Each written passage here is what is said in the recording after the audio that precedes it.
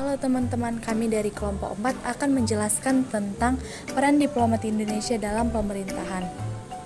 Sebelum kami memperjelas tentang peran diplomat Indonesia, kami akan memperkenalkan nama kelompok kami, yaitu Debbie, Nia, Trini, Ronald, dan Hardy. Yang pertama yaitu kami akan menjelaskan tentang pengertian diplomat.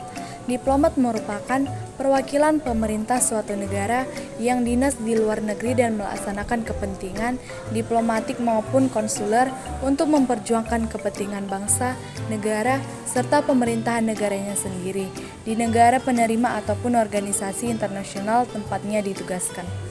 Fungsi dalam pemerintahan. Pertama, diplomat sebagai perwakilan. Tugas diplomat mewakili pemerintah dan rakyat Indonesia untuk melaksanakan politik luar negeri. Kedua, mempromosikan dan bertugas membangun citra positif Indonesia di mata dunia. Kemudian, mendorong kesempatan bisnis dan sosial budaya Indonesia untuk bersaing di dunia internasional. Ketiga, diplomat sebagai negosiator. Dalam hal ini, diplomat harus mampu merunding dan berdiskusi untuk memastikan kepentingan nasional Indonesia tetap terlindungi dan Indonesia mendapat manfaat dari interaksi sosial. Yang kedua adalah diplomat Indonesia yang mencari bola. Yang pertama ada Soekarno. Soekarno yang dikenal sebagai seorang negosiator yang terampil, orator, dan penulis. Kepiawaian Soekarno yang didukung dengan kepribadiannya yang menarik membuat Soekarno bisa berteman dengan pemimpin-pemimpin negara lain, meskipun perbedaan ideologi, budaya, atau agama. Persahabatan ini tidak hanya bersifat pribadi, tetapi juga bermanfaat bagi Indonesia. Alasan kami memilih Soekarno adalah karena pribadinya yang tegas dan berani melawan penjajah. Beliau juga yang berusaha menyatukan Indonesia agar memiliki persatuan dan kesatuan yang tinggi agar Indonesia dapat maju dan dapat melawan penjajah. Beliau tidak takut pada penjajah sedikit pun, dan beliau berjuang mati-matian untuk memerdekakan Indonesia. Yang kedua adalah Agus Salim. Kenapa saya mengidolakan Agus Salim? Karena Agus Salim merupakan seseorang yang sangat bekerja keras dan dia sangat aktif dalam berorganisasi agama dan dia sangat menjalankan amanatnya dalam pekerjaannya.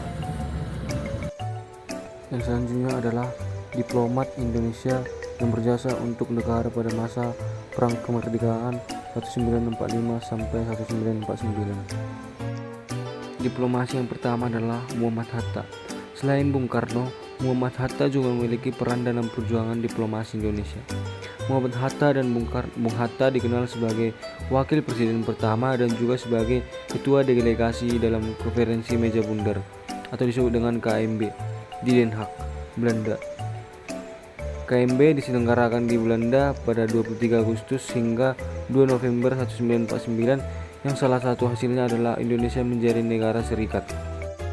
Yang kedua adalah Sultan Syahrir. Saat terjadi perjanjian Linggarjati, Indonesia diwakili oleh Sultan Syahrir.